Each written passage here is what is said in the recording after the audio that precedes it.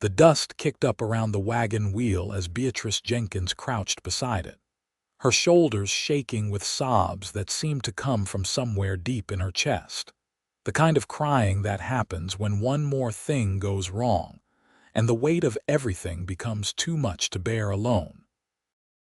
The afternoon sun beat down mercilessly on the trail outside St. Elmo, Colorado, turning the rocky mountain pass into an oven that made the air shimmer and dance. Beatrice wiped her face with the back of her hand, smearing dust and tears across her cheeks as she stared at the splintered spoke that had given way under the weight of her loaded wagon. She had been traveling for 2 days straight, pushing herself and her horse harder than she should have, trying to get home before nightfall with the supplies her father desperately needed for the ranch. Her father had been bedridden for 3 weeks now, and the responsibility of keeping their small cattle operation running had fallen entirely on her shoulders. At 22 years old, she had never imagined she would be managing everything alone, but life rarely asked permission before changing course. The broken wheel felt like the final insult in a long string of difficulties that had started when her father took that fall from his horse and cracked 3 ribs. The sound of hoofbeats made her look up, and through the blur of tears, she saw a rider approaching from the direction of town. She quickly tried to compose herself, standing up and brushing off her dusty skirt, but there was no hiding the broken wheel or her tear-stained face. The rider slowed as he approached, and Beatrice found herself looking up at a tall man with sun-weathered skin and kind eyes the color of creek water in summer. "Madam," he said, touching the brim of his hat as he dismounted, "looks like you have got yourself some trouble there."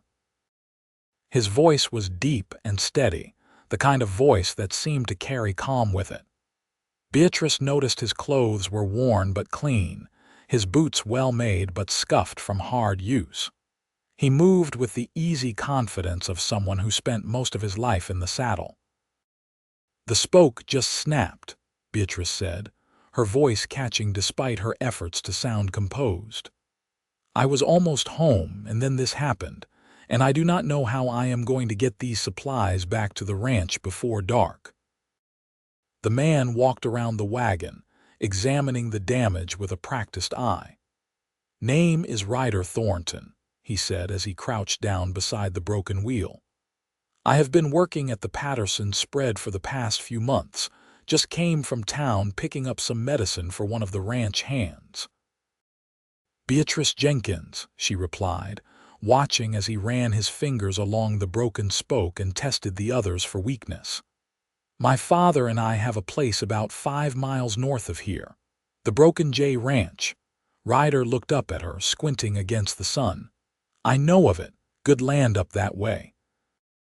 "Your father is Jacob Jenkins. You know him, met him once or twice in town.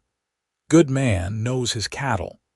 Ryder stood up, dusting off his hands. "This spoke is done for, but I can rig something that will get you home. It will not be pretty, but it will hold long enough." "You have any rope in that wagon?"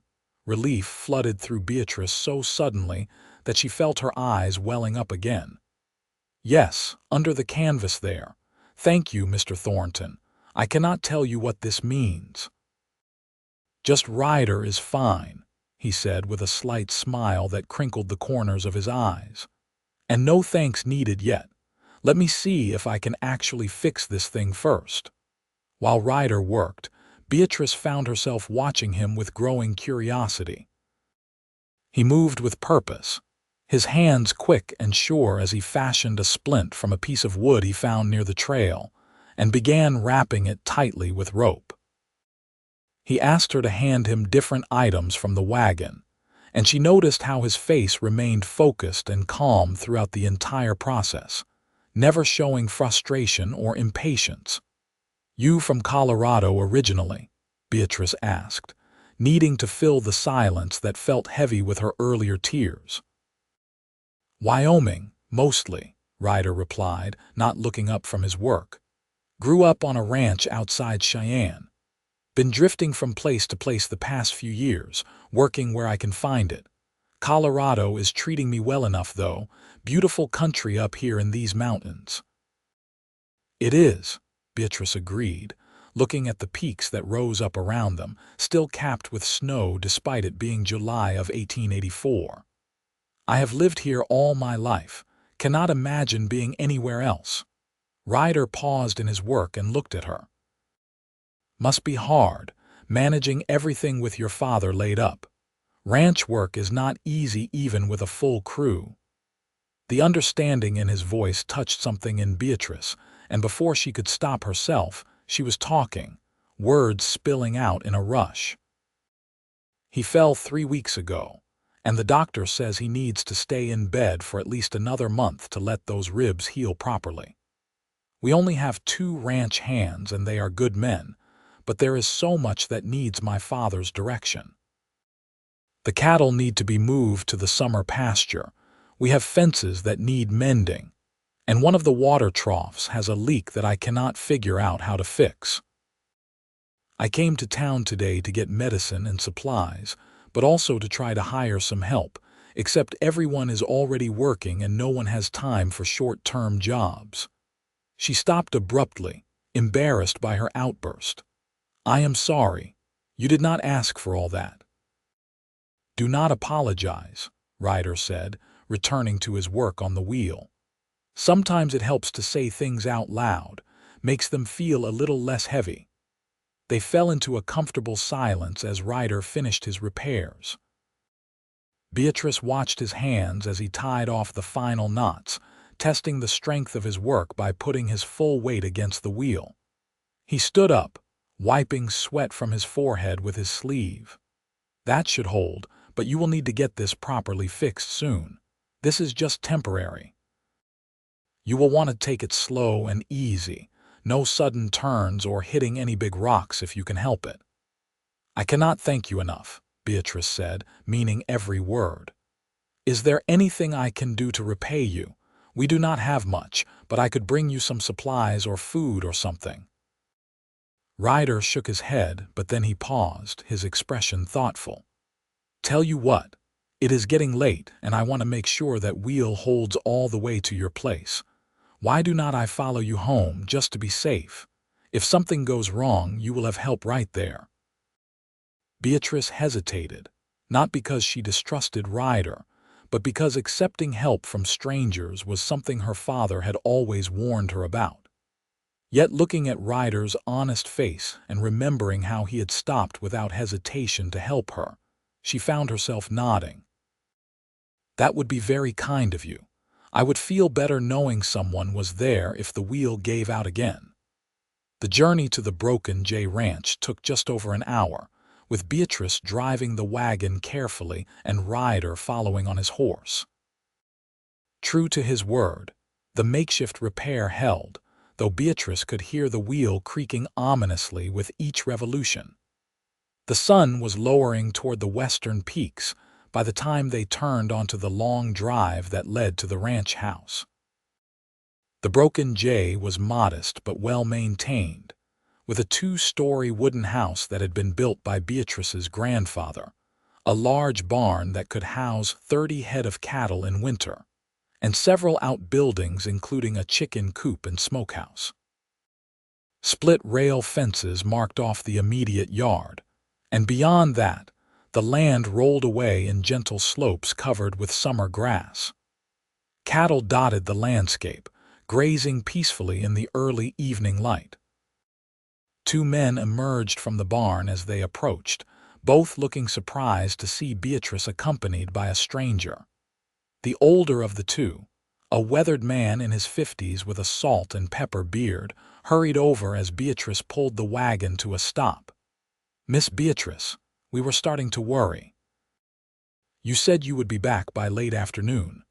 His eyes moved to Ryder with undisguised suspicion. "I am sorry, Hank. The wheel broke about 5 miles out.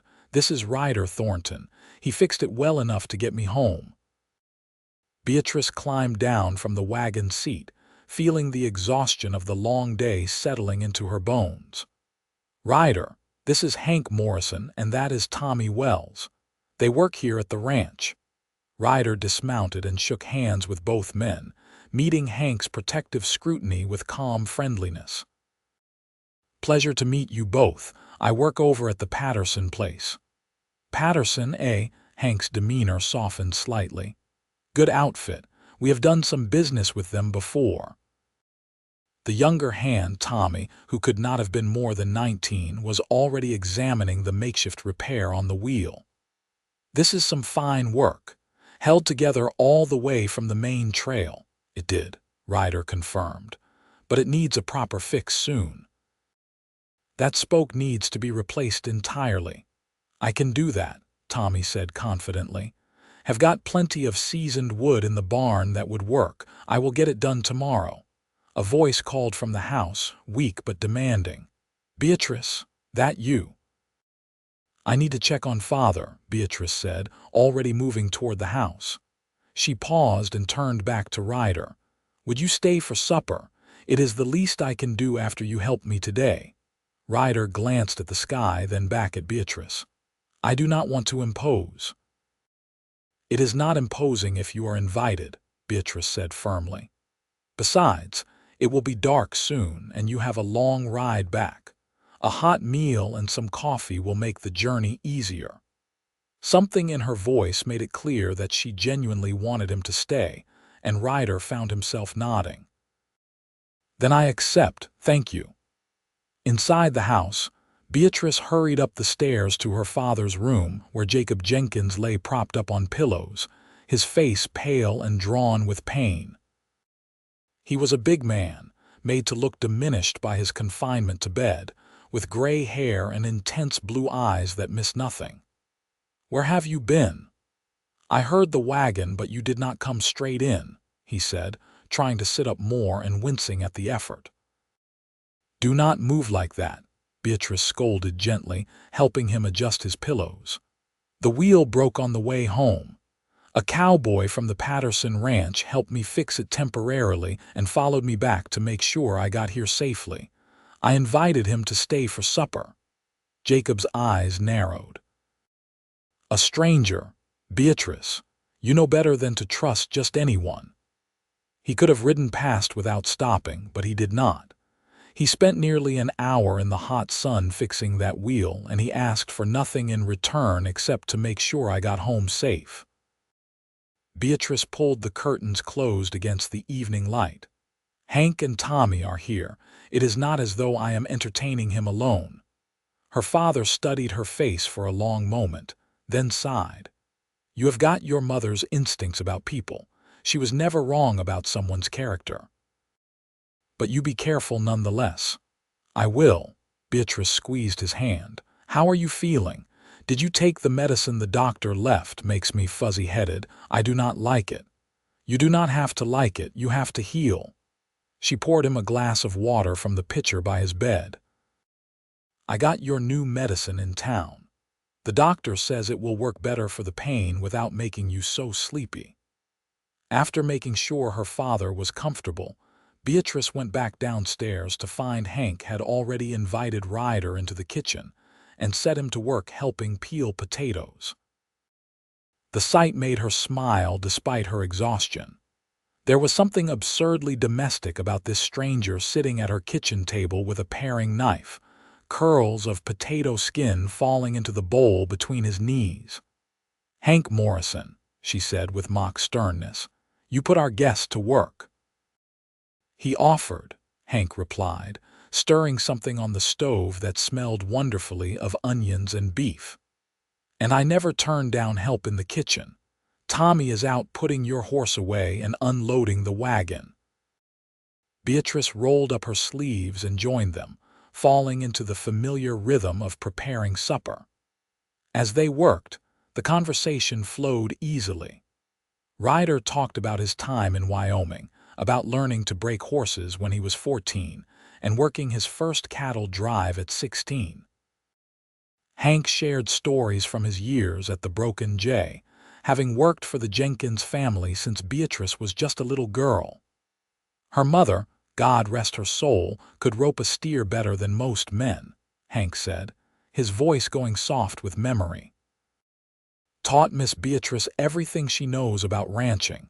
It is a shame she did not live to see what a fine woman her daughter grew up to be. How long has it been? Ryder asked gently, looking at Beatrice. 12 years, Beatrice replied, her hands busy cutting vegetables. Fever took her one winter. It was fast, at least. She did not suffer long. I am sorry. That is a hard thing, losing a parent young. It is. But Father did his best to be both parents, and Hank and his wife Mary helped raise me in a lot of ways. She smiled at the older man, who looked pleased and embarrassed at the same time. Tommy came in from outside, his young face bright with the satisfaction of work well done. Wagon is unloaded, horse is fed and watered. That medicine you got is locked in the storage room like you asked, Miss Beatrice. Thank you, Tommy. Go wash up for supper. They ate at the large kitchen table, the kind of meal that filled the belly and warmed the soul. Beef stew thick with vegetables, fresh bread still warm from the oven, and strong coffee. The talk turned to ranching, and Beatrice found herself explaining the challenges they were facing with her father unable to work. The biggest problem is moving the cattle up to the summer pasture, she said, tearing off a piece of bread. It is a 2-day drive with the size of our herd, and we need at least 4 riders to do it properly. With just Hank, Tommy, and me, it is not enough.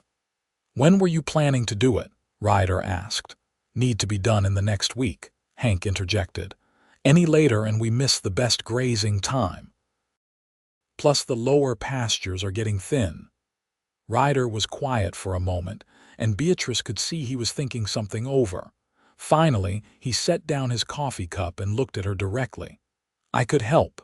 I have got some days off coming to me at Patterson.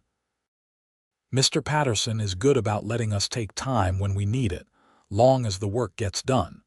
I could be here day after tomorrow, stay for 3 or 4 days if you need. The offer hung in the air, generous and unexpected. Beatrice felt her throat tighten with emotion. I could not ask you to do that. You have already done so much. You are not asking. I am offering. Ryder's voice was matter-of-fact, as though helping near strangers was the most natural thing in the world. Truth is, I like to keep busy, and a cattle drive sounds good right about now.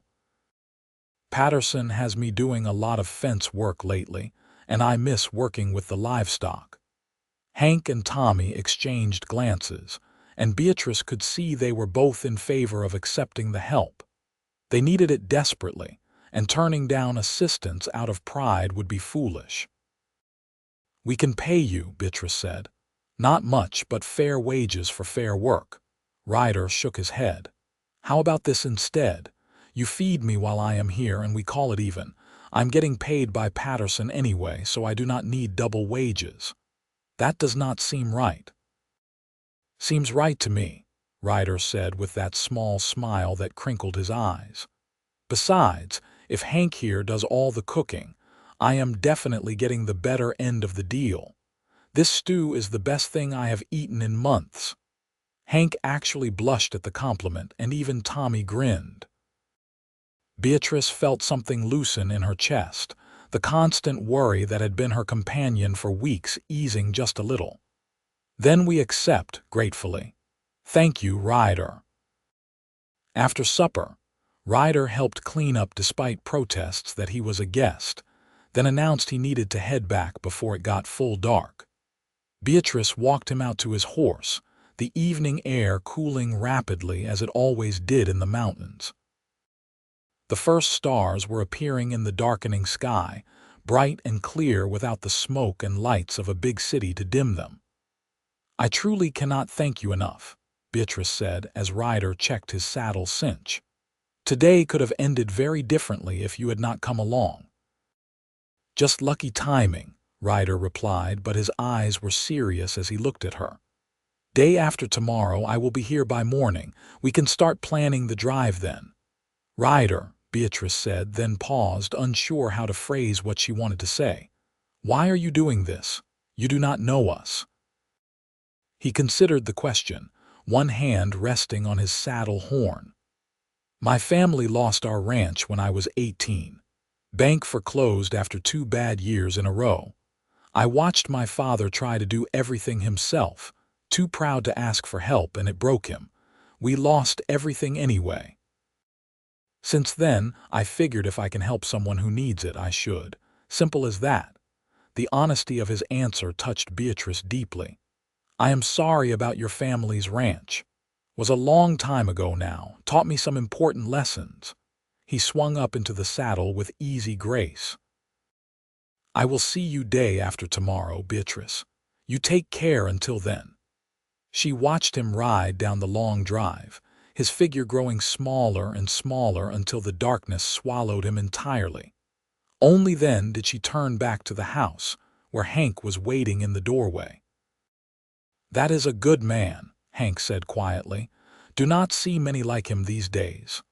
"No," Beatrice agreed, still looking at the spot where Ryder had disappeared. "No, you do not." That night, lying in her bed with the window open to let in the cool mountain air, Beatrice found her thoughts returning again and again to Ryder Thornton. There had been something in his eyes when he looked at her, something that made her feel seen in a way she had not experienced before. She told herself it was just gratitude making her feel this way, that any person who had helped her so kindly would have provoked the same reaction. But deep down, she knew it was more than that. The next day passed in a blur of ranch work. Beatrice spent the morning helping Tommy repair the wagon wheel properly, learning as he worked and asking questions about the process. She had always believed in understanding how things worked rather than just relying on others to fix them. In the afternoon, she rode out with Hank to check on the cattle, making notes of which ones might have trouble with the drive and which would lead the herd naturally. Her father was restless and irritable, frustrated by his confinement and worried about the ranch. Beatrice did her best to reassure him, explaining about Ryder's offer to help with the cattle drive. "Patterson's man, you said." Jacob drummed his fingers on the blanket covering his legs. "Patterson runs a tight outfit, would not keep anyone on who was not a good worker." "Ryder seems very capable," Beatrice said carefully, not wanting to reveal too much of her interest.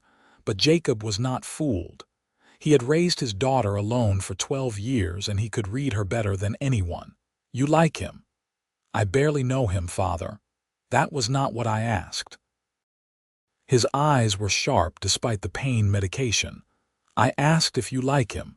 Beatrice felt her cheeks warm. "He seems like a good man. That is all I know right now." Jacob was quiet for a long moment, then reached out and took his daughter's hand. "Your mother would not want you to put your life on hold taking care of me and this ranch. You are 22 years old, Beatrice. You should be thinking about your own future, your own family. Right now, my future is making sure you heal and the ranch survives," Beatrice said firmly. "Everything else can wait." But as she left her father's room, she wondered if that was entirely true. The next morning dawned clear and bright, the kind of perfect summer day that made everything feel possible. Beatrice was up before the sun. Unable to sleep with anticipation she did not want to examine too closely. She told herself it was just about the cattle drive, about getting the work done that needed doing. But her hands were clumsy as she braided her hair, and she changed her shirt twice before settling on one. Hank noticed her nervous energy at breakfast and said nothing, but his knowing smile made her want to throw a biscuit at him. Ryder arrived mid-morning, riding up the long drive with an extra horse on a lead rope. Beatrice was in the barn organizing supplies for the drive, and she heard Tommy's shout announcing the visitor. She took a deep breath, wiped her dusty hands on her pants and walked out into the sunlight. "Morning," Ryder said, dismounting with that easy grace she had noticed before. He looked rested and ready to work, wearing sturdy clothes and a wide-brimmed hat that shaded his face. "Brought my spare horse. Figured we might need an extra one for the drive." "That was thoughtful," Beatrice said, pleased. "Come on, I will show you around properly." She gave him a tour of the ranch, pointing out the different buildings and explaining their operation. Ryder asked good questions and listened carefully to her answers, treating her knowledge with the respect it deserved. They walked out to the nearest pasture where some of the cattle were grazing, and Beatrice explained her concerns about the drive. "We have got about 200 head that need to move," she said, leaning against the fence rail. "Most of them will follow easy enough, but there are always a few troublemakers. That big bull over there, for instance." She pointed to a massive longhorn who was watching them with suspicious eyes. "His name is Devil, and he earned it. He will try to break off from the herd every chance he gets." Ryder studied the bull with professional interest. "I have dealt with his type before. We will keep him in the middle of the herd where he cannot cause trouble." They spent the rest of the morning planning the drive, spreading a map of the ranch lands on the kitchen table and marking the route to the summer pasture. Hank and Tommy joined them, and the four of them worked out the details of who would ride where, when they would start, and what supplies they would need.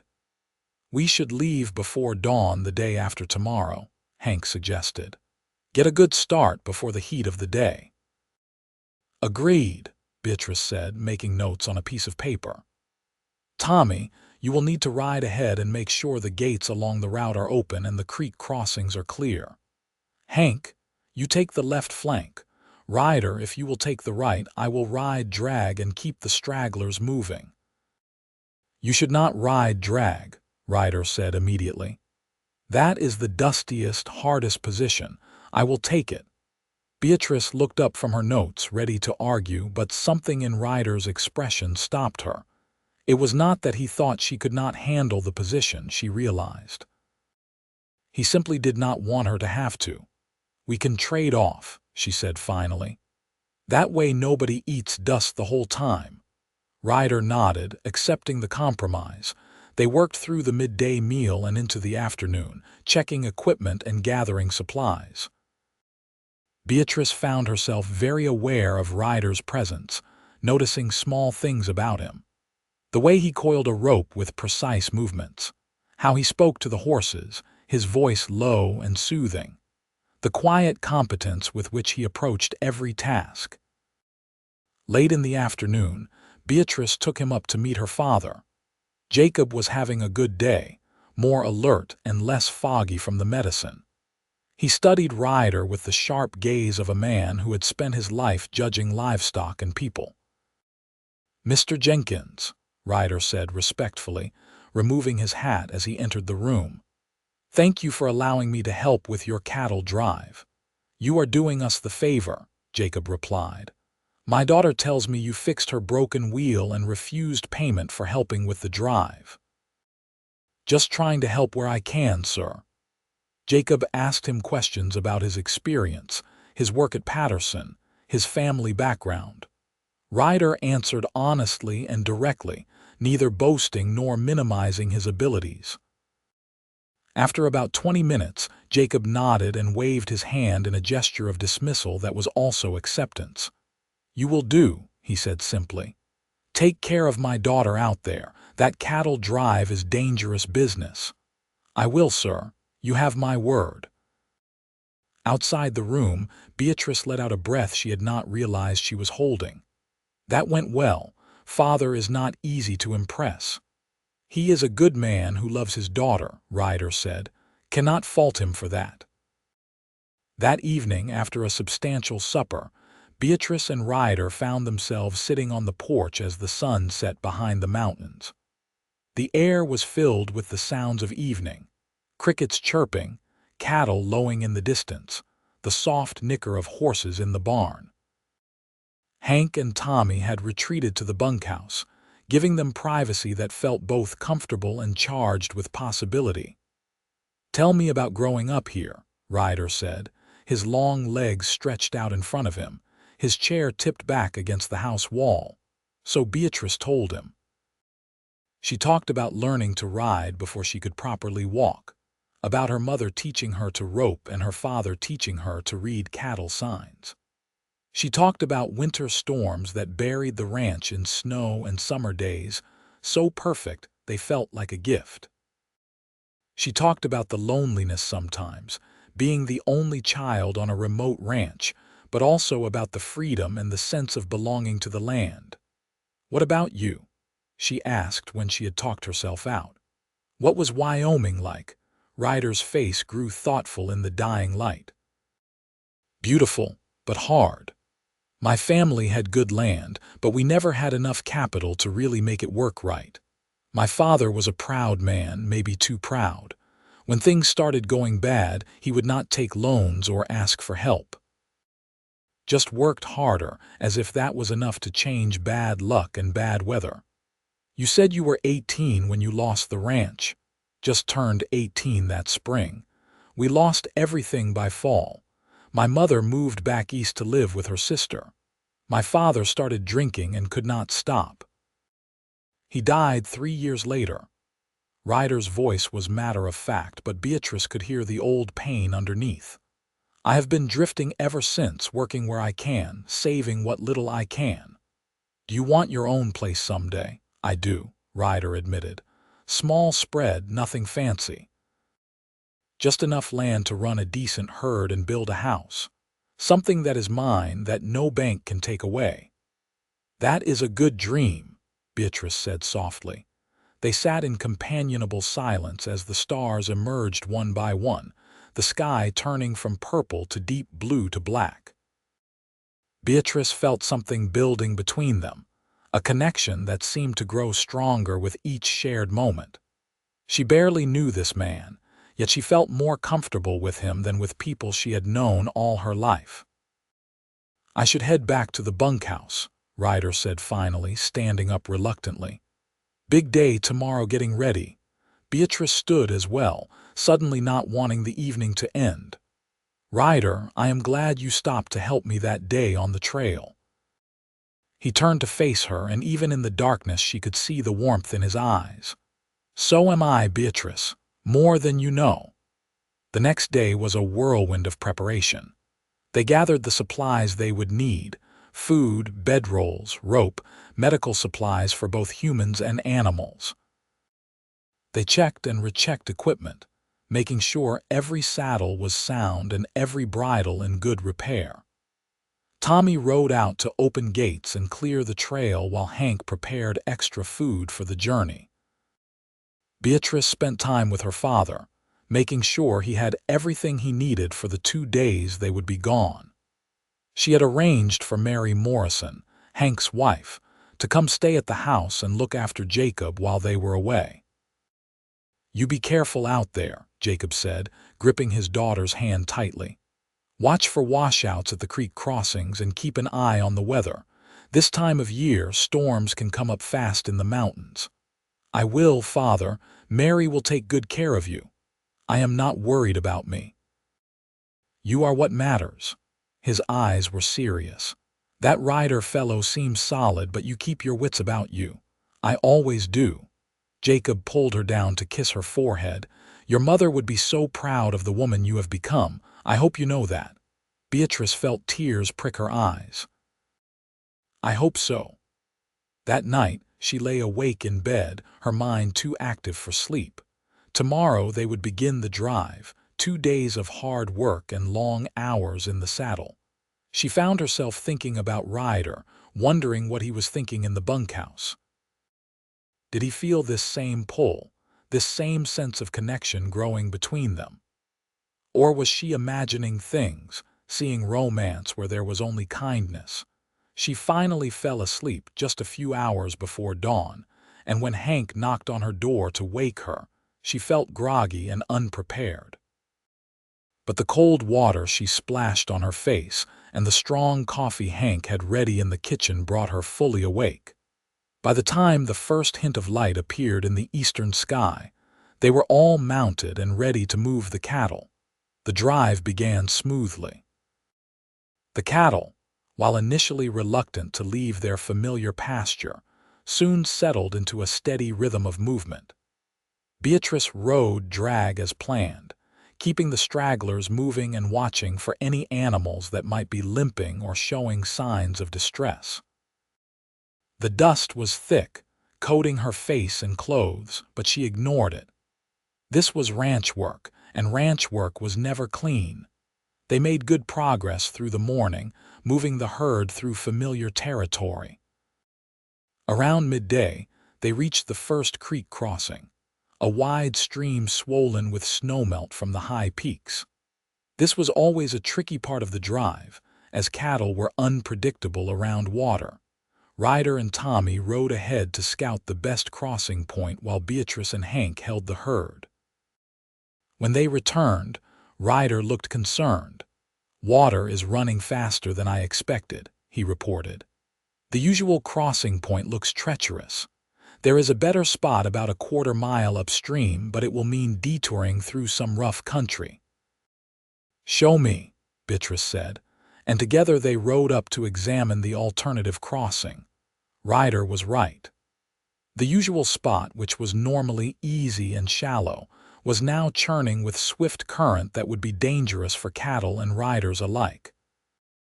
The alternative he had found was narrower and somewhat deeper, but the current was slower and there were good banks on both sides for the cattle to enter and exit. "This will work," Beatrice decided. "It will take longer, but it is safer. Let us move them." Getting 200 head of cattle to detour from their established path was challenging work. Devil, the troublesome bull, chose this moment to try to break away, and Ryder had to chase him down and force him back into the herd. But eventually they got the cattle moving in the right direction, and the crossing began.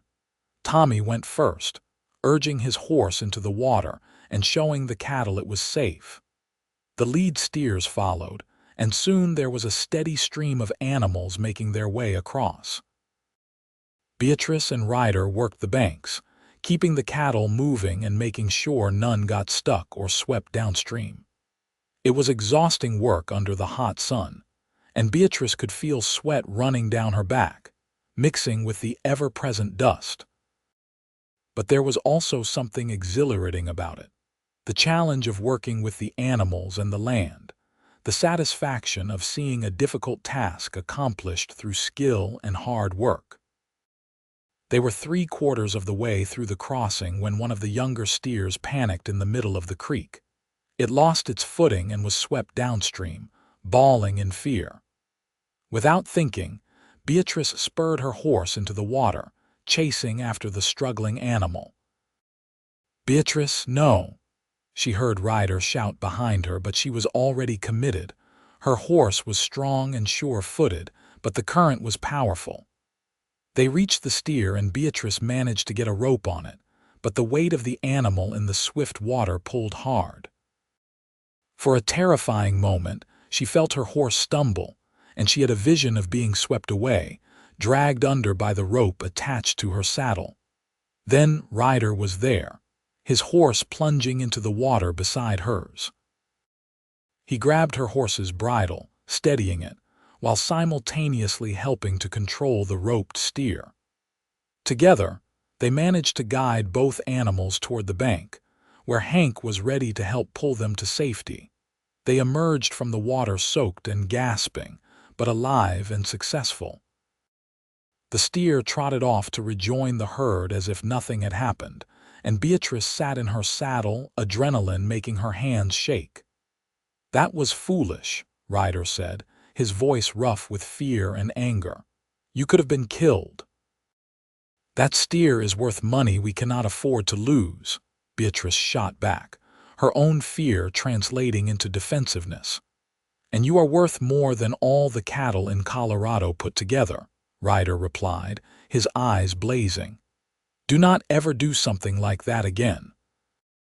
They stared at each other, both breathing hard, water dripping from their clothes. Hank cleared his throat pointedly from a few feet away, breaking the tension. "As touching as this is, we still have cattle to move," he said dryly. Beatrice felt her face flush, but she nodded and turned her horse back to the work. The rest of the crossing proceeded without incident, and by mid-afternoon they had the entire herd safely across and moving toward the summer pasture again. They stopped for a quick meal around 3 in the afternoon, taking turns watching the herd while the others ate cold biscuits and jerky. Beatrice found herself sitting next to Ryder, and after a few minutes of awkward silence, she spoke. "I am sorry I worried you back at the creek." Ryder looked at her, his anger from earlier completely gone. "I am sorry I yelled.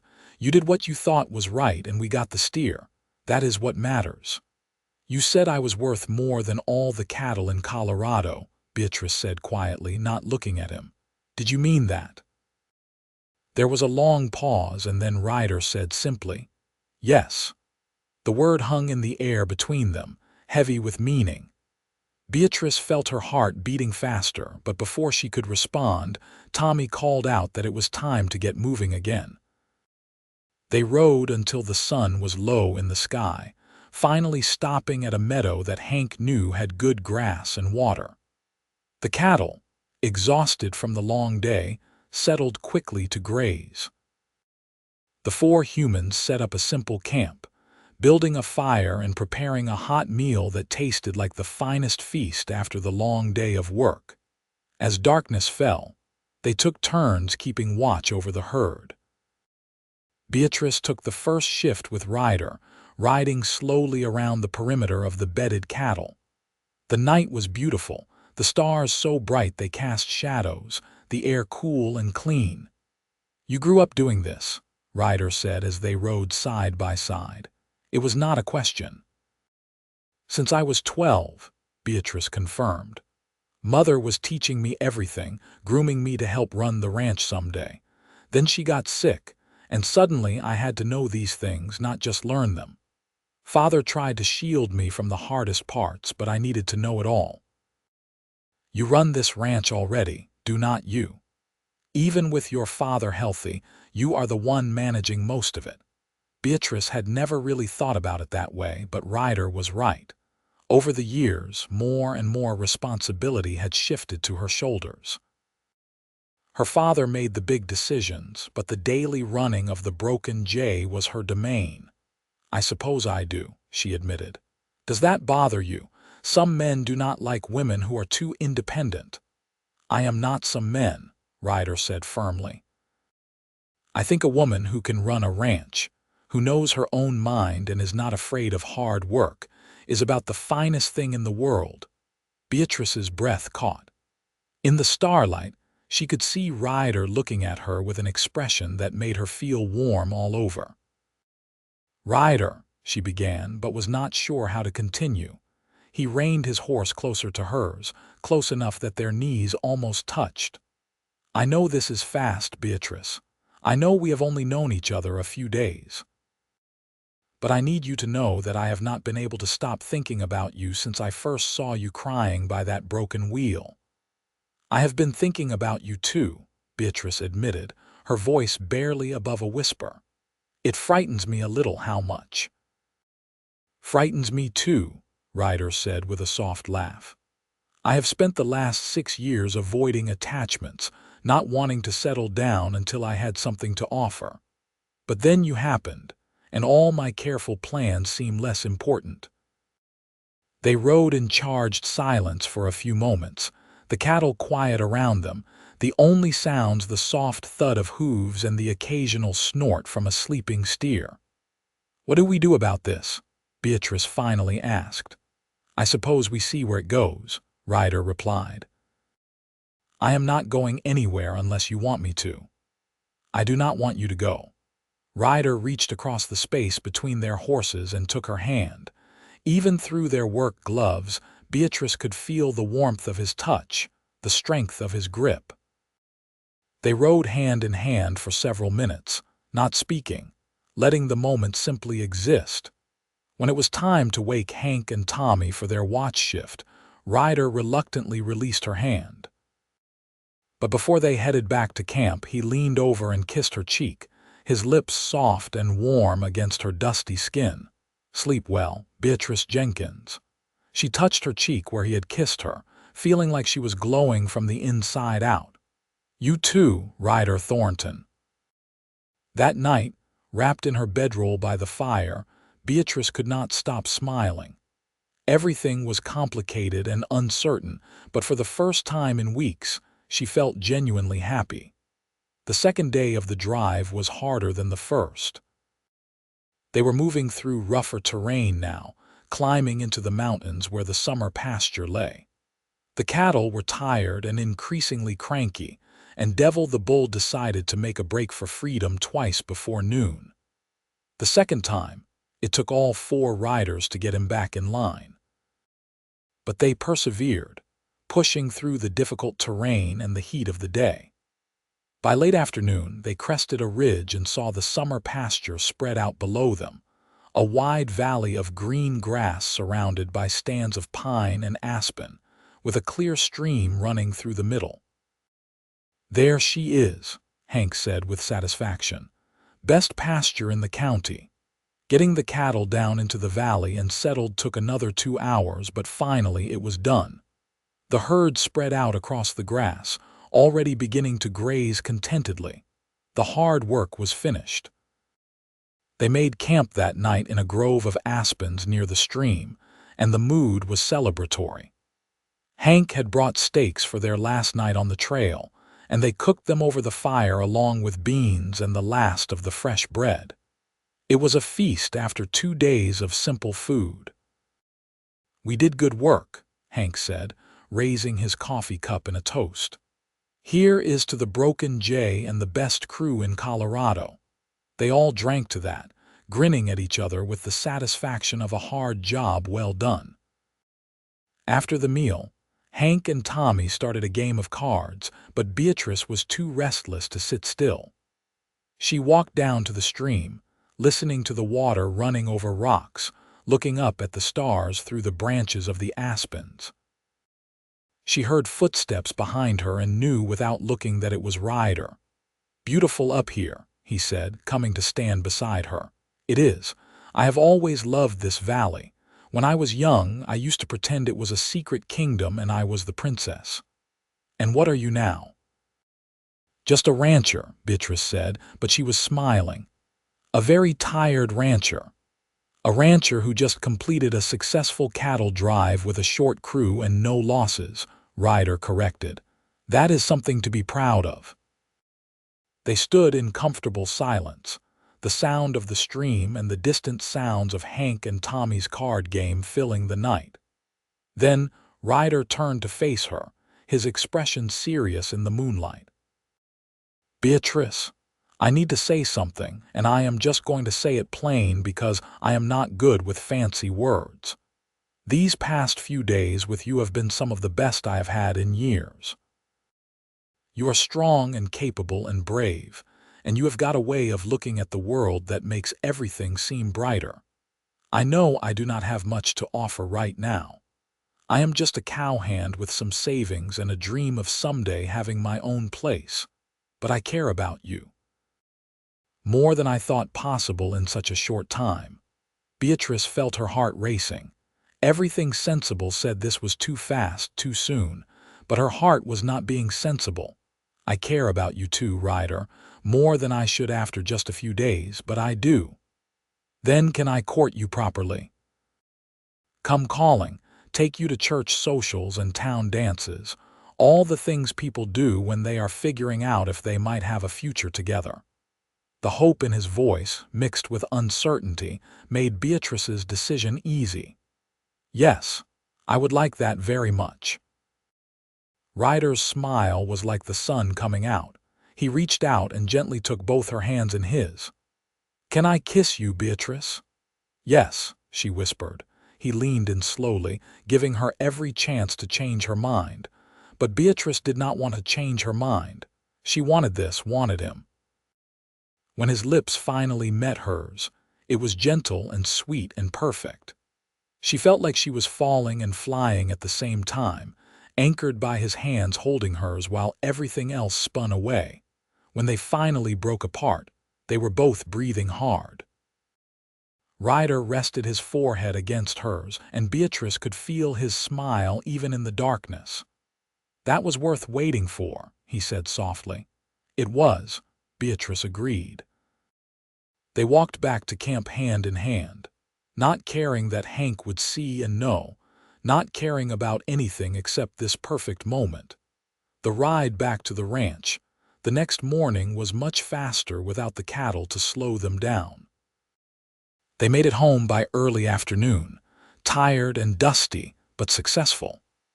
Mary Morrison met them at the door with the good news that Jacob had done well while they were gone, eating properly and following the doctor's orders. Jacob was sitting up in bed when Beatrice came to see him, looking more alert than he had in weeks. "We did it, Father. All the cattle safe in the summer pasture, no losses." "I knew you could do it," Jacob said with pride. "Your mother would have been so proud. Ryder was a huge help. I do not know how we would have managed without him." Jacob studied his daughter's face, seeing the happiness there, the glow that had nothing to do with the successful cattle drive. "He is a good man," he said carefully. "You could do worse." Beatrice felt her face flush. "Father, we are just getting to know each other." "Of course you are," Jacob said, but he was smiling. "Just getting to know each other. That is why you look like you are lit up from the inside." Over the next few weeks, Ryder became a regular presence at the Broken J. He would finish his work at the Patterson Ranch and then ride over, often staying for supper and spending the evening on the porch with Beatrice. They talked about everything, their childhoods, their dreams, their fears. They discovered they both loved thunderstorms and hated Brussels sprouts. That they both wanted children someday, a house full of noise and laughter. That they both believed in working hard and treating people fairly. Ryder fixed things around the ranch that needed fixing, refusing payment, but accepting food and Beatrice's company as reward. He helped Tommy repair a section of fence. He figured out the leak in the water trough that had been plaguing them for weeks. He made himself useful in a dozen small ways, fitting into the life of the ranch as if he had always been there. Jacob, watching from his window and from his slowly increasing time out of bed, approved. He saw how Ryder looked at Beatrice, with respect and admiration and growing love. He saw how his daughter bloomed under Ryder's attention, becoming even more confident and happy. He remembered looking at his own wife that way, and being looked at in return, and he was glad his daughter had found something similar. On a Saturday in late August, Ryder took Beatrice to a dance in St. Elmo. It was a grand affair, the whole town turning out for the social event that happened only once a season. Beatrice wore her best dress, a blue one that matched her eyes, and Ryder looked handsome in clean clothes and slicked back hair. They danced every dance, Beatrice teaching Ryder the steps he did not know, laughing when he stumbled, holding tight when the music turned slow and romantic. People watched them, noting how good they looked together, starting the gentle gossip that said a wedding would surely follow. During a break in the music, Ryder led Beatrice outside to the porch of the hall, where they could talk without shouting over the noise. "I have been thinking," Ryder said, his hands holding hers. "Mr. Patterson has offered me a permanent position, not just seasonal work. Foreman of his outfit with better pay and a small house on his property." "Ryder, that is wonderful," Beatrice said, genuinely pleased for him. "It is a good offer and I am going to take it, but I am not taking it just for me. I am taking it because it means I can start saving serious money. It means I can start building toward that future I have been dreaming about." He paused, looking nervous in a way Beatrice had never seen him. "The thing is, I have been dreaming about that future, and lately when I picture it, you are there. You and me together, building something. I know it is too soon to talk about marriage. We have only been courting a few months, but I need you to know that is where my heart is heading. I am falling in love with you, Beatrice Jenkins, and I wanted you to know." Beatrice felt tears spring to her eyes, but they were happy tears. "I am falling in love with you too, Ryder Thornton. Have been for a while now, if I am being honest." He pulled her close, holding her tight, and she rested her head against his chest, hearing his heartbeat strong and steady. Around them, the sounds of the dance continued, but they were in their own world, holding each other under the stars. "We will take it at whatever pace feels right," Ryder said into her hair. "No rushing, no pressure, but know that I am committed to this, to us." "I know," Beatrice said. "I am too." The fall passed in a blur of work and happiness. Jacob continued to heal, slowly regaining his strength and beginning to take back some of the ranch management. He and Ryder developed a mutual respect that grew into genuine affection. More than once, Jacob mentioned to Beatrice that Ryder would make a fine addition to the ranch if someone were to ask his opinion. Winter came early that year, the first snow falling in mid-October. The cattle were brought down from the summer pasture without incident, and the ranch settled into the slower pace of the cold months. Ryder continued to visit as often as he could, though the weather sometimes made the ride difficult. He started staying in the bunkhouse on weekends, and those became Beatrice's favorite days. Knowing he was close by on Christmas Eve, with snow falling softly outside and a fire crackling in the hearth, Ryder asked Beatrice to walk with him. They bundled up in coats and scarves and stepped out into the winter wonderland. The world was silent and white, beautiful in its stillness. Ryder led her to the barn, where he had set up a lantern that cast a warm glow. In the corner, he had spread blankets and arranged everything like a cozy nest. "I know this is not fancy," he said, suddenly nervous, "but I wanted somewhere private to talk to you." They sat down on the blankets, close together for warmth. Ryder took her hand and looked into her eyes. "Beatrice, these past months have been the happiest of my life. You have shown me what it means to have a real home, a real family. You have made me believe in futures and second chances. I love you with everything I am." He reached into his pocket and pulled out a small box. Opening it revealed a simple gold ring with a small but beautiful diamond. "This was my grandmother's ring, the only thing I have from my family. I would be honored if you would wear it, if you would agree to be my wife.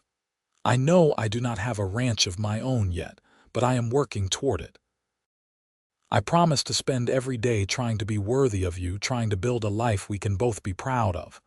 Will you marry me, Beatrice Jenkins?" Beatrice was crying again, happy tears streaming down her face. "Yes," she said, her voice choked with emotion. "Yes, I will marry you, Ryder Thornton. I love you so much." He slipped the ring onto her finger and it fit perfectly, as if it had been made for her. Then he kissed her, and it was full of promise and love and hope for the future. They went back to the house hand in hand, bursting with their news. Jacob was waiting in the living room, and the knowing smile on his face said he had expected exactly this. "I suppose you have something to tell me," he said, his eyes twinkling. "Mr. Jenkins, sir," Ryder said formally, "I have asked your daughter to marry me, and she has said yes. I should have asked your permission first, I know, but I was too nervous and excited to wait." Jacob stood up, moving carefully but steadily, and offered his hand to Ryder. "You have my permission and my blessing.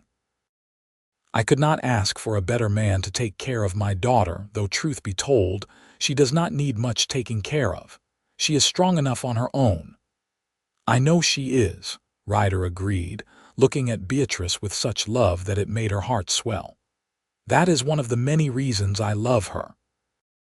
Hank and Mary were called in from the bunkhouse, and Tommy came running from the barn where he had been checking on a mare about to foal. There were congratulations and hugs and Mary crying happy tears.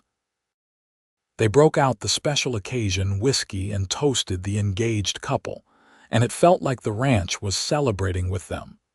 They decided to marry in the spring, giving themselves time to plan and save and prepare. Beatrice wanted a simple wedding at the church in St. Elmo, with a reception at the ranch afterward. Ryder wanted whatever made Beatrice happy. The winter months passed in a flurry of planning. Beatrice made her own wedding dress with help from Mary, sewing by lamplight in the evenings. Ryder worked every extra hour he could at the Patterson Ranch, saving money for their future. Jacob continued to recover, each week bringing more strength and energy. One evening in February, Jacob called Beatrice and Ryder into his study. He was sitting behind his desk, looking more like his old self than he had in months. "I have been thinking about the future," he said without preamble. "This ranch has been in our family for 2 generations, and I always hoped it would continue for more. Beatrice, you have proven you can run this place as well as anyone, and Ryder, you have shown yourself to be a hard worker and a good man." He pulled out some papers from his desk drawer. "I have had some documents drawn up. When you two get married, I want to make you both full partners in the ranch. Equal ownership, all 3 of us together. Eventually, it will all be yours anyway, but I would like to see you two building on what we have started while I am still here to help." Beatrice was stunned. "Father, are you sure?" "Never been more sure of anything. This ranch needs young blood, new ideas. Together, the 3 of us can make the Broken J into something really special." Ryder looked overwhelmed. "Sir, I do not know what to say. This is more than generous. Say you will work hard and take care of my daughter and this land. That is all I need to hear." "You have my word," Ryder said solemnly. "All of that and more." They shook hands on it, and Beatrice hugged her father tight, grateful beyond words for his faith in them. Spring came with an explosion of green and new life. The snow melted, revealing the brown grass that soon turned lush and thick. Wildflowers bloomed across the meadows, painting the landscape in brilliant colors. The cattle were moved back to the summer pasture, an easier drive this year with Ryder as a full part of the crew. The wedding was set for the first Saturday in May, when the aspens would be bright with new leaves and the mountains would be at their most beautiful. The whole town was invited, and it seemed like everyone accepted. The night before the wedding, Beatrice stood at her bedroom window looking out at the land she loved. Tomorrow, everything would change. She would become Beatrice Thornton, would officially take on the partnership in the ranch, would start building a life with Ryder that was all their own. She felt ready. More than ready. She felt like her whole life had been leading to this moment. The wedding day dawned perfect and clear, the kind of spring day that felt like a blessing. The church in St. Elmo was decorated with wildflowers, and it seemed like the whole town had turned out. Beatrice walked down the aisle on her father's arm, her eyes locked on Ryder waiting at the altar. He looked handsome and nervous, and so full of love that it took her breath away. The ceremony was simple and heartfelt. They spoke their vows in steady voices, promising to love and cherish each other through all the days of their lives. When the preacher pronounced them man and wife, Ryder kissed her with such tenderness that Beatrice felt tears of joy on her cheeks. The reception at the ranch was a joyous celebration. Tables had been set up in the yard, laden with food prepared by Mary and half the women in town. There was music and dancing and laughter. Beatrice danced with her father, with Hank, with Tommy, and most of all with her new husband. As the sun set and the party continued under lantern light, Ryder pulled Beatrice aside for a moment alone. "Happy, Mrs. Thornton?" "Happier than I knew was possible," Beatrice replied, touching his face gently. "You are everything I ever wanted and things I did not know to dream of. We are going to have a wonderful life together," Ryder promised. "I am going to spend every day making sure you never regret saying yes." "I could never regret it. You are my home, Ryder. Wherever you are, That is where I belong." They kissed as husband and wife, and the future stretched out before them bright with promise. The first year of their marriage was one of hard work and adjustment and deep happiness. Ryder moved into the ranch house, taking one of the unused bedrooms upstairs that they converted into their own private space. He brought little with him, having spent years living out of saddlebags, but what he brought he added to Beatrice's belongings, creating a space that was truly theirs. Working together, the three partners made improvements to the ranch. They bought 20 more head of cattle, expanding the herd. They repaired the barn roof that had been leaking for years. They added a new corral and improved the watering system. The broken jay began to thrive in new ways. Jacob, his health fully restored, took joy in watching his daughter and son-in-law work together. They complemented each other perfectly. Beatrice had the knowledge of the land and the operation built from a lifetime of experience. Ryder brought fresh perspectives and a willingness to try new approaches. Together, they made decisions that honored the past while building toward the future. By their first anniversary, Beatrice had wonderful news. She was pregnant, expecting their first child in late autumn. Ryder was overjoyed, immediately becoming protective and doting. Jacob was thrilled at the prospect of becoming a grandfather, already making plans for teaching his grandchild everything he knew about ranching. The pregnancy was not easy. Beatrice continued working as long as she could, but the summer heat made her tired and sick. Ryder worried constantly, though he tried to hide it. Mary Morrison became a constant presence, helping Beatrice through the difficult days. In November, during an early snowstorm that blanketed the ranch in white, Beatrice went into labor. It was a long and difficult birth that left Ryder pacing the hallway in terror, listening to Beatrice's cries and feeling helpless. But finally, after nearly 20 hours, he heard a new sound, the strong, healthy cry of a baby. Mary opened the door with tears on her face. "You have a son, Ryder, a beautiful, perfect son." Ryder entered the bedroom in a daze. Beatrice lay exhausted but glowing, holding a tiny bundle wrapped in blankets. She looked up at him with such love and pride. "Meet your son," she said softly. Ryder took the baby carefully, marveling at how small and perfect he was. The baby had a shock of dark hair, and when he opened them, eyes that might someday be the same creek water green as his father's. "Hello, little one," Ryder whispered. "I am your papa, and I am going to love you forever." They named him James Thomas Thornton, after both his grandfathers. Jacob held his grandson with tears streaming down his face, remembering holding Beatrice the same way years ago. The circle of life continued, and the broken jay had its next generation. The next few years passed in a blur of activity.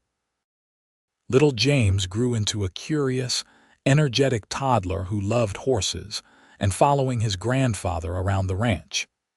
Beatrice and Ryder fell into the rhythm of parenthood, taking turns walking the floor with a crying baby, celebrating first words and first steps. The ranch continued to prosper. They expanded their operation, bought more land, improved their breeding stock. The Broken Jay became known throughout Colorado as one of the best-run outfits in the territory. Ryder's dream of having his own ranch had come true, though not in the way he had once imagined. He had not built it from nothing, but he had become part of something established and made it his own through hard work and dedication. When James was 3, Beatrice became pregnant again. This time the pregnancy was easier, and she gave birth to a daughter they named Sarah Marie. She had her mother's blue eyes and her father's dark hair, and from the moment she was born, she had everyone wrapped around her tiny finger. Jacob, watching his family grow, felt deeply content. He had worried after his wife died about Beatrice growing up without a mother, about the ranch surviving after he was gone. But now he could see that everything would be fine, better than fine. The broken Jay was in good hands, and his daughter had found the kind of love he had shared with his wife. On a warm evening in June, when James was 5 and Sarah was 2, the whole family gathered on the porch after supper. Jacob sat in his rocking chair, looking out at the land he loved. James was playing with a toy horse Ryder had carved for him. Sarah was in Beatrice's lap, fighting sleep. Ryder sat on the porch rail, his arm around his wife's shoulders. "This is what it is all about," Jacob said contentedly. "Family, land, peace. A man cannot ask for more than this." "No," Ryder agreed, looking at his wife and children with profound gratitude. "He cannot." Beatrice leaned into her husband's embrace, feeling utterly content. She thought back to that day on the trail, crying over a broken wagon wheel, feeling like the weight of the world was on her shoulders. If someone had told her then that within a year she would be married to the man who stopped to help her, that they would be partners in the ranch and parents to 2 beautiful children, she would not have believed it possible. But here she was, living a life better than any dream. The man she loved beside her, their children healthy and happy, the ranch thriving, her father at peace. It was everything she had ever wanted and so much more. "What are you thinking about?" Ryder asked softly, kissing the top of her head. "About how lucky I am. About how a broken wheel turned out to be the best thing that ever happened to me." Ryder smiled, remembering that day. "I saw you from a distance, before I got close enough to see what was wrong. I almost rode past, figured you had it handled, but something made me stop. Best decision I ever made." "Mine too," Beatrice said, tilting her face up for a kiss. Little Sarah chose that moment to announce she was hungry again, and James wanted his father to tell him a story about cowboys. The peaceful moment dissolved into the cheerful chaos of family life, but neither Beatrice nor Ryder minded. This was their life, the one they had built together from a chance meeting on a dusty trail. Years continued to pass in a pattern of seasons and growth. James and Sarah were joined by another son, Daniel, and then 2 more daughters, Emily and Grace. The house that had once seemed too large for just Beatrice and Jacob now rang with the sounds of children, laughter and arguments, running feet and shouted games. Ryder proved to be a wonderful father, patient and loving but firm when needed. He taught his sons to ride and rope, to read the land and understand cattle. He taught his daughters the same things, believing that ranch skills were important for everyone. Beatrice watched him with their children and fell in love with him anew every day. The ranch expanded further as the children grew. They bought adjacent property when it became available, eventually owning some of the finest grazing land in Colorado. They built a larger barn, added more outbuildings, hired on more hands. The Broken Jay became one of the most successful operations in the state. Jacob lived to see his grandchildren grow, to teach James how to manage the books and Sarah how to pick the best breeding stock. He died peacefully in his sleep one spring night when he was 72, having lived to see his family flourishing and his ranch secure. They buried him on a hillside overlooking the valley, where he could watch over the land he had loved all his life. His death was sad but not tragic. He had lived a full life and left behind a strong legacy. Beatrice mourned her father deeply, but she took comfort in knowing he had died happy, surrounded by family, his life's work secure. With Jacob gone, Beatrice and Ryder became the sole owners of the ranch. They continued to run it according to the principles Jacob had taught them, always thinking about sustainability and the future, treating their workers fairly and the land with respect. James grew into a serious, thoughtful young man who loved the ranch as much as his mother and grandfather had.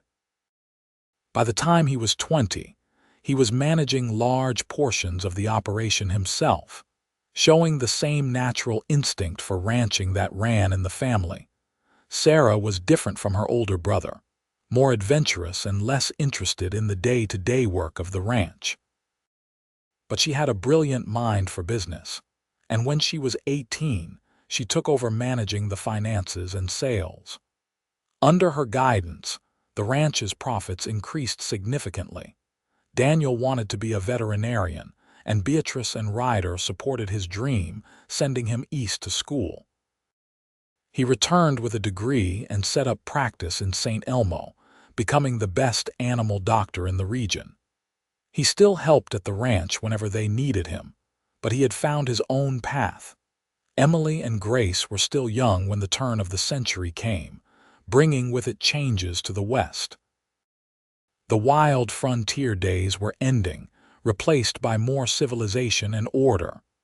But some things remained constant: the land, the work, the cycles of seasons and life. On their 25th wedding anniversary, Beatrice and Ryder took a rare day off from work to ride up to the summer pasture together, just the two of them. They rode to the spot where they had made camp during that first cattle drive, where Ryder had first told her he cared for her.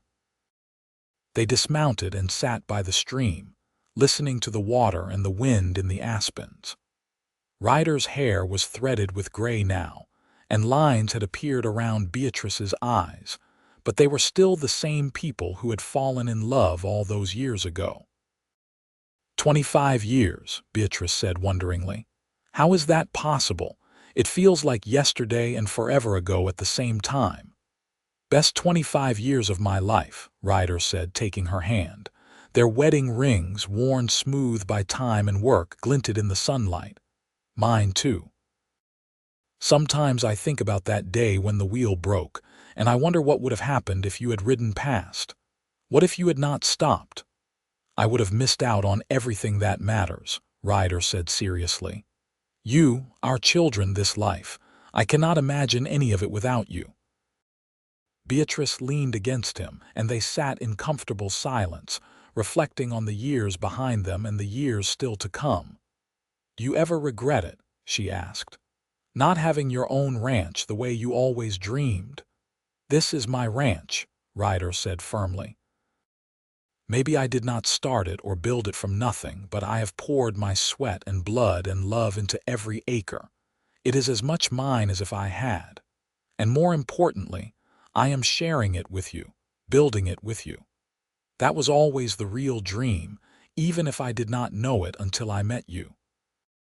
They kissed, a kiss that held 25 years of love and partnership and shared dreams. Around them, the mountains stood eternal, the stream ran clear and cold, and the land spread out in all its beauty. The years continued their steady march. Emily married a rancher from the next valley over, a good man who reminded Beatrice of Ryder when he was young. Grace became a teacher in St. Elmo, shaping young minds and proving that the Jenkins women were smart and capable in any field they chose. James married a sweet girl from town and brought her home to the ranch, and soon there were grandchildren running through the house, continuing the cycle once more. Sarah shocked everyone by falling in love with a banker from Denver, but he turned out to be willing to learn ranching, and she brought him home too. Daniel remained unmarried but devoted to his practice and his family, always ready to help out at the ranch when needed. Beatrice and Ryder grew older together, their hair going gray, their bodies bearing the marks of a lifetime of hard work. But their love never faded. If anything, it grew deeper and richer with each passing year, seasoned by time and tested by challenges overcome together. They became the patriarch and matriarch of a large, thriving family. Sunday dinners at the ranch house were loud, chaotic affairs with 3 generations gathered around the table. Beatrice would look around at all the faces, all the love and life that had come from that chance meeting on a dusty trail, and feel overwhelmed with gratitude. On quiet evenings, Ryder and Beatrice would sit on the porch, watching the sun set behind the mountains, holding hands the way they had since the beginning. Sometimes they talked about the old days, remembering with laughter and tears. Sometimes they sat in comfortable silence, needing no words to communicate. "I love you," Ryder would say, the same words he had been saying for decades, words that never lost their meaning. "I love you too," Beatrice would reply, meaning it with every fiber of her being. They grew old surrounded by family and love, on the land they had nurtured and protected.